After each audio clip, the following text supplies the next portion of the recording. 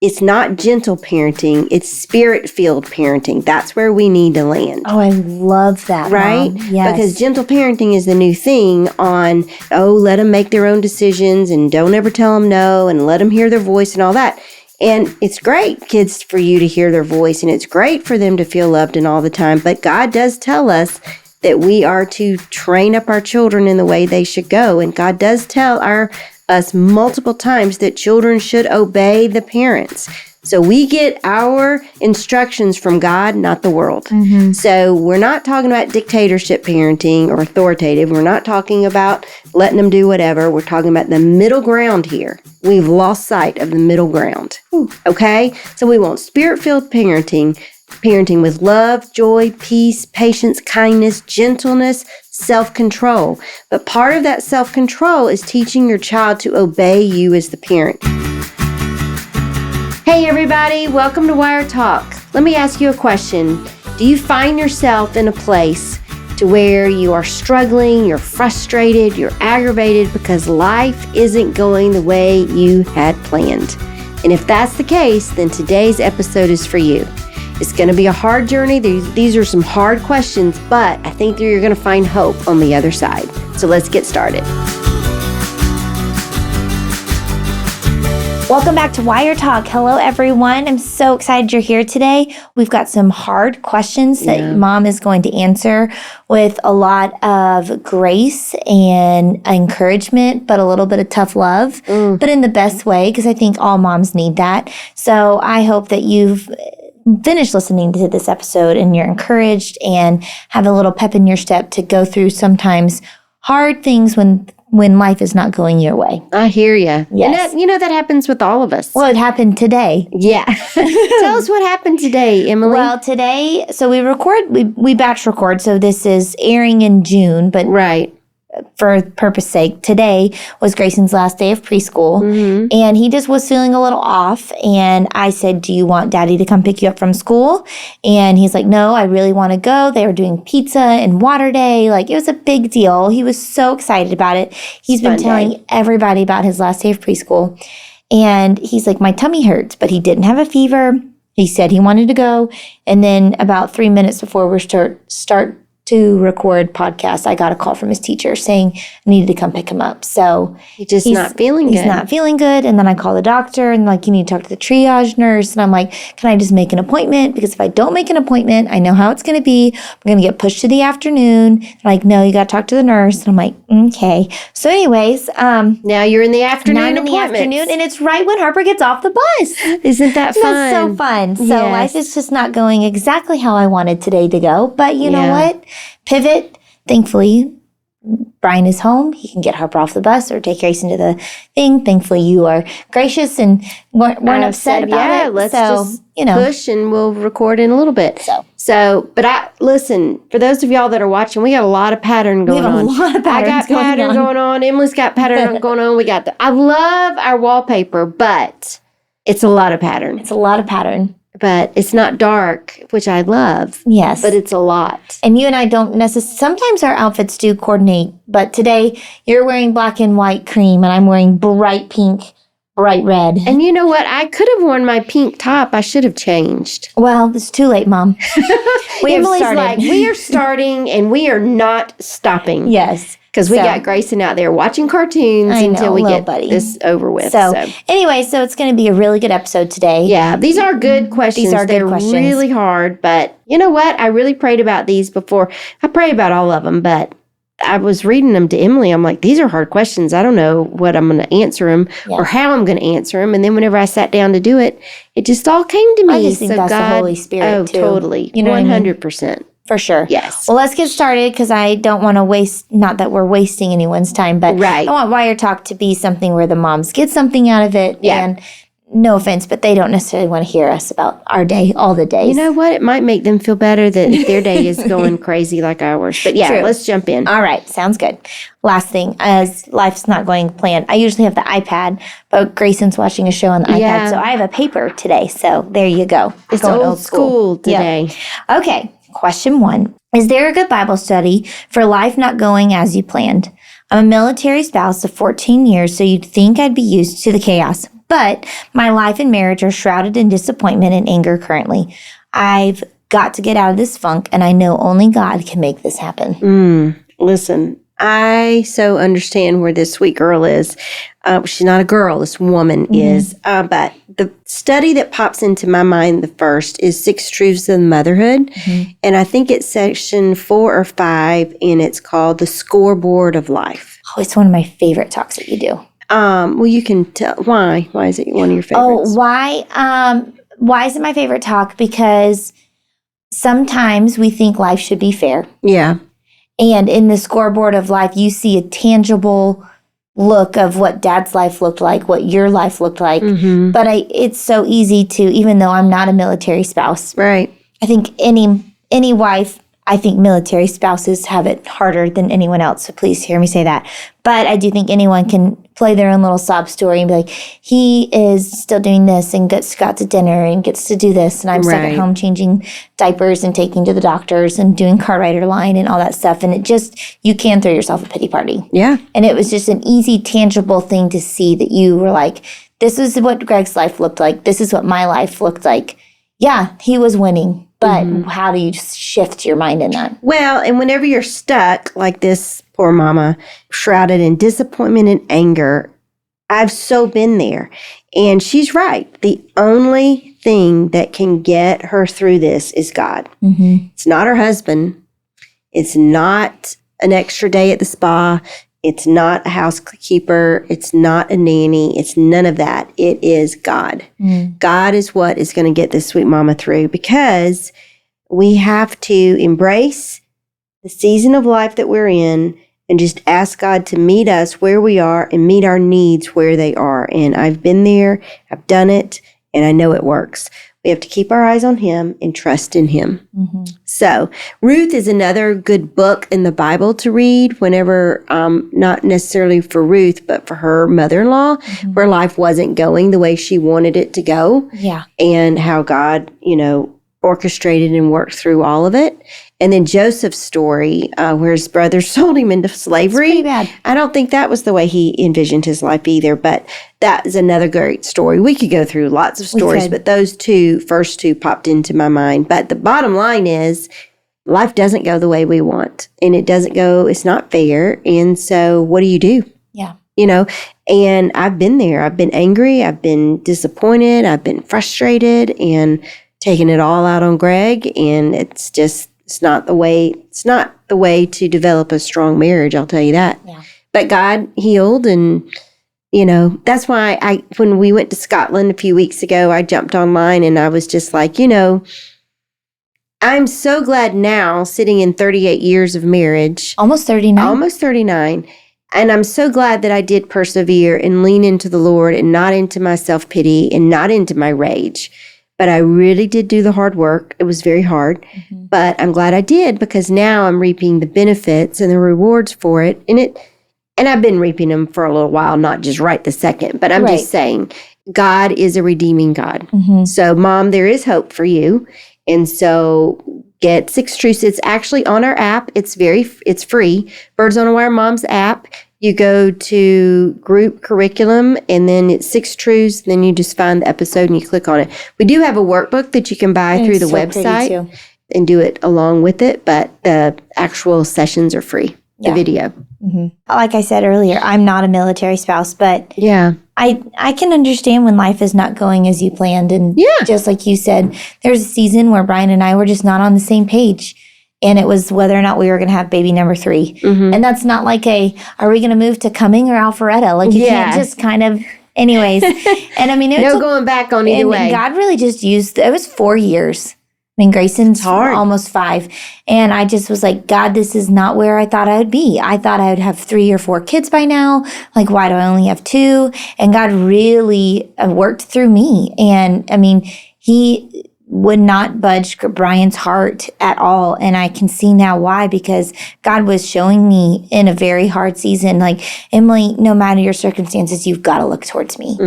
And I mean, there were a lot of tears. A lot of tears. I can testify to that. And then a lot of, Emily, you've got to look to God. He's got a plan for you. You've got to be content where you are.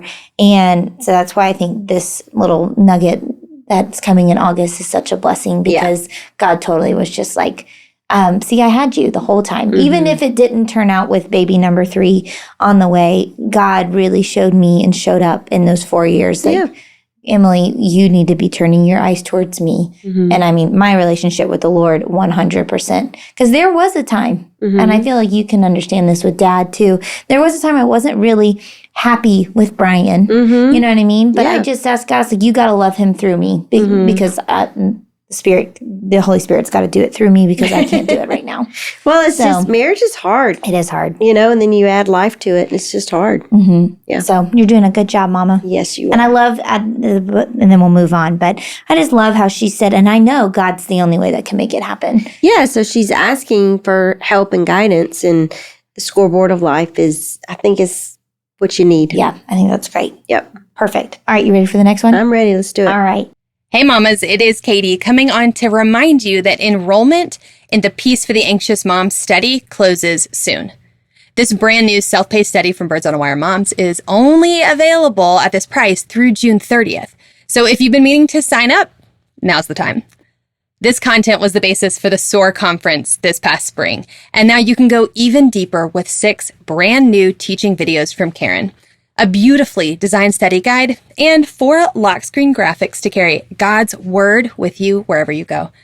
If your summer feels chaotic or you're just craving a moment to breathe, Peace for the Anxious Mom is the perfect way to reset and refocus with wisdom and encouragement you can access anytime. And don't forget, my Wire Talk listeners always save money, so you can save $5 with the code WIRETALK at checkout. Head to boaw.mom/peace. That's boaw.mom/peace to enroll before it's gone. All right, let's get back to the show. Question 2. I'm a mama of 4, the oldest whom are 10 and 8. I confess we did not effectively teach our kids obedience and respect, and it has become a problem. We get attitude every day. We have begun to crack down on disobedience, but I feel like we have so much work to do, and our kids are older and give much more pushback. Is there a good approach to these 2 subjects with our older kids? Our 8-year-old also gives me the suspicion that he's lying. However, I can't find a way to really verify whether he is or not. All right. Well, let's deal with the disrespect right out of the gate and the obedience. The good news is that they're not 17 and 18 years old. True. They're a little bit younger. You are going to have your work cut out for you. So I just want you to know that you need to buckle up, Buttercup, because you got your work cut out for you. But it's not an impossible task. So try not to get too discouraged. I think the key is you need to sit down with your boys and you need to own your part of this situation. You need to say, hey, Mom and Dad were remiss in not teaching you to obey and to respect authority. And you know what? You're not the only one out there. There's lots of moms out there right now that are not teaching obedience and not teaching respect, because it's like in this whole parenting journey, maybe our parents were too authoritative, so we've swung all the way to the other side, and we need to get back to the middle. It's not that we have to be so lenient where we're never teaching obedience or never teaching respect, or we're so strict where it's a dictatorship. We need to get in the middle. I always tell people, it's not gentle parenting, it's spirit-filled parenting. That's where we need to land. Oh, I love that, right? Mom. Yes. Because gentle parenting is the new thing on, let them make their own decisions and don't ever tell them no and let them hear their voice and all that. And it's great, kids, for you to hear their voice, and it's great for them to feel loved and all the time. But God does tell us that we are to train up our children in the way they should go. And God does tell us multiple times that children should obey the parents. So we get our instructions from God, not the world. So we're not talking about dictatorship parenting or authoritative. We're not talking about letting them do whatever. We're talking about the middle ground here. We've lost sight of the middle ground. Okay? So we want spirit-filled parenting with love, joy, peace, patience, kindness, gentleness, self-control.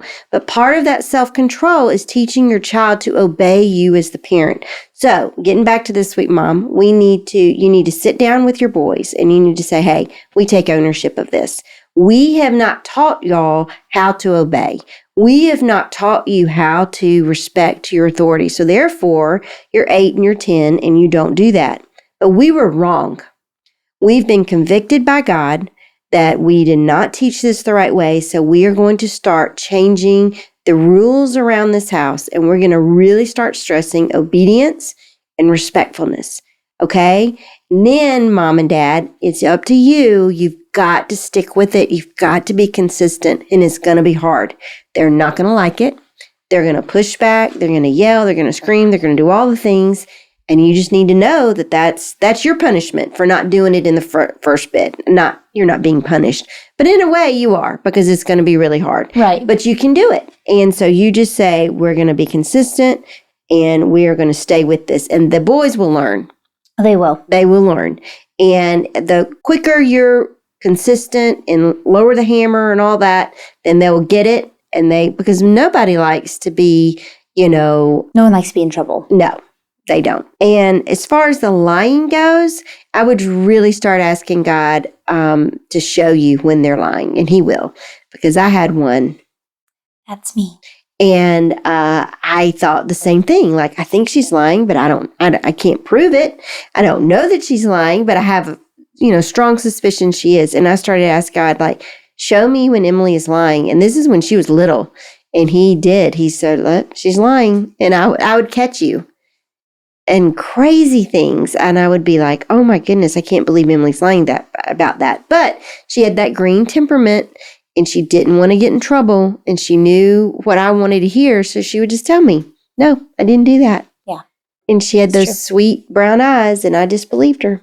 But, I don't lie anymore. No, she doesn't. So I have She's moved on. very truthful. That's right. Also, I'm going to do a shameless plug for one of your talks, but I would listen to Counterintuitive Parenting. Oh, yeah, the newest curriculum. Because that is spirit-led parenting. Yeah. And you even say in one of the first sessions, I look to God as my parent and That's right. as I am a parent. And I think that is huge. And listen, you don't need to apologize. You have to decide who you're going to answer to.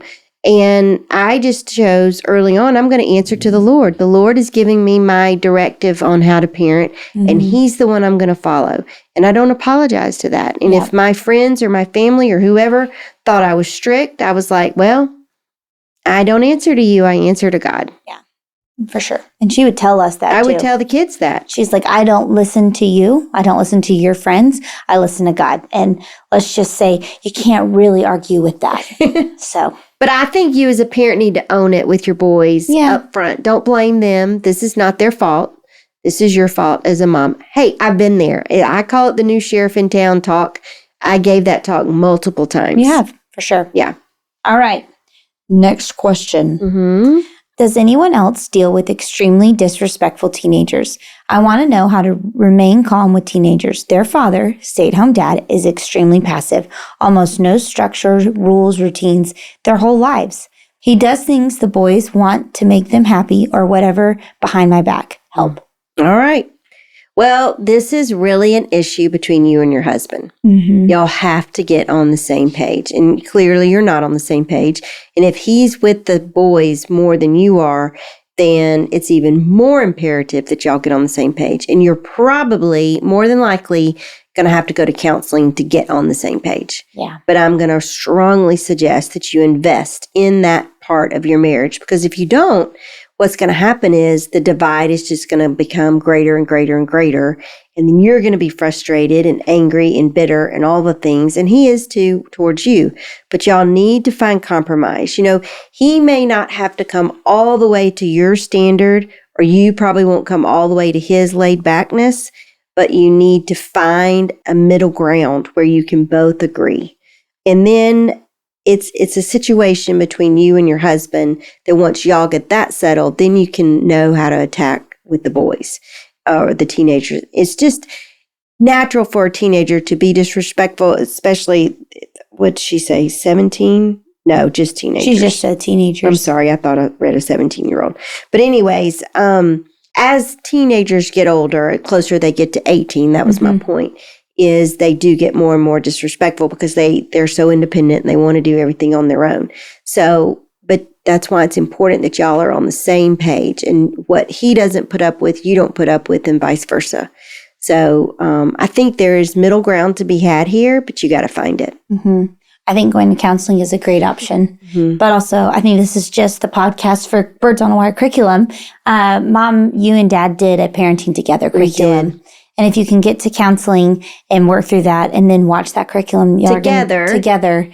They're going to be a dynamic duo for sure. Because it's called Parenting Together from Preschool to Prom. So I forget about all this stuff. So I'm glad Emily's here. Really, it's not even in my notes. So I just totally forget about it. You're welcome. Yeah. So yes, Parenting Together is a great curriculum for y'all to do together. And Greg and I did it together because I told Greg, moms and dads need to get on the same page, and I think this curriculum will help that. And the dads love to hear dad's side of the story, That's too. exactly right. And Greg was the more lenient one out of the two of us. So y'all are in good company. And I will say this, that's another one that's free on the app, Birds on a Wire Moms app. Y'all need to check it out. There's a lot of free stuff there. Yeah, a lot of great stuff. Yeah. So, all right, Mom. Last question. Are you ready? Okay. Okay. My 14-year-old son hates me. And some of it is deserved. I've had a lot of struggles. Is there anything I can do now to help the situation? My heart is shattered. Bless her heart. I want to give her a hug. I know. And there's nothing worse in a mom's world when I'm at fault with this, But okay, there's always hope. So honestly, I think the best thing for you to do is to get help for yourself, either through a pastor, a mentor type friend, an older person, a counselor, I don't know what exactly is going on or what area that you messed up in, but I think the more you can show your child, I'm seeking help for myself and I'm getting better, that speaks worlds to a child. Instead of just saying you're sorry, your words, I'm sorry, after a while grow old. So unless you're putting actions behind those words, it's null and void in your child's mind. So my first suggestion to you is to get counseling for yourself. And once you start getting going in that and you start healing and working on things within yourself, then I'd go to your child and I would say, hey, I want to ask for your forgiveness. I have messed up in so many different areas in my life and in your life. And I realize that, but I'm working on myself. Maybe there's an addiction problem. You need to let them know I'm getting clean. I'm going to AA. I'm doing whatever you need to be doing. I've done the hard counseling stuff, but I'm at that place where I need to ask you for your forgiveness. And then even if he doesn't say, yes, Mom, I forgive you and I love you, that's okay. You've done what you need to do. And then at that point, you just need to love him unconditionally, even if he doesn't reciprocate, because it will be your actions over time that will prove it to him. And you just need to have unconditional love towards him. And this is going to be a long haul. But I do think that God is in the redeeming business. Yes. And I think that God absolutely can and will redeem the situation if, your son will allow that. And also if you do the work. I know that's hard. It is hard. And I'm going to plug one more curriculum. Oh my goodness. What have you got? Self-talk. Oh, that's another good one. How do I not remember these things? I'm the one that did them. Probably because you've been a leader. You've led all these groups. I've never actually led self-talk. I was just with you when you did it. Oh, yeah. And I just think if she is doing the work and going to the counselor and doing the work, that's going to be so good for her to hear. If her and her son aren't at that place where he's like, I'm going to forgive you. Yeah. If she has what God tells her who she is. And not what the lies. Mm-hmm, yeah. I think that will be really beneficial to this mom. So self-talk is a curriculum that is whenever you tell yourself these lies, I'm not worthy, I don't measure up, all that. What is the Bible? What does God actually say about you? It's not that. So you replace the lies with God's truth. And that is a very good curriculum. And I believe that one's free on the app as well. Yes. Well, that's all our questions for today. But if you have gotten nothing else, the app and Birds on a Wire curriculum is your best friend. That's right. And all those curriculums you can purchase in or through the Birds on a Wire store. So make sure you download the Birds on a Wire app today. We were not planning on selling the app today. No. But it just kind of warranted it because there is so many good things out there our amazing producer, Katie, always says there's so many good things in Birds on a Wire. They really and they kind are. of just get shuffled in the middle. Well, because we've been around for 14 years, Yeah. almost 15, and it's just as accumulated over Yes. time. So anyways, they are there. So Use them. use them for you. And also the Birds on a Wire app, there's a lot of amazing things that you can do through the app, like You can find even community. listen to the podcast. Yeah, you can listen to the podcast. You can ask you questions. Oh, yeah. There's a place where you can find community. There's curriculums. There's just so many great things. So, Mom, thank you so much for these amazing answers, for always pointing our eyes towards God Yeah. and just saying, bring it to Him. Let Him ask God for wisdom, and, be real with your children and say you're sorry. And we are all human, but thank Yep. you for just pointing our eyes towards God, because like the lady in the first question, God can do anything, and we can't do any of this without Him. That's true. So, Amen. but thank you for everyone who has asked questions for this podcast, past podcasts, and podcasts to come. We are so thankful for you. We couldn't do without you. But if you download the Birds on a Wire app, you can ask questions too. So, so we'll have a whole new gamut of questions in the upcoming weeks. I feel like people are going to download that app and ask some questions. They should. I So- answer them every month. That's right. Well, thank you so much. And we will see you next week on Birds on a Wire, Wire Talk. It's not Birds on a Wire, Wire Talk. It's just Wire Talk with Karen Stubbs. So, All right. all right. Have a good day. Thank you.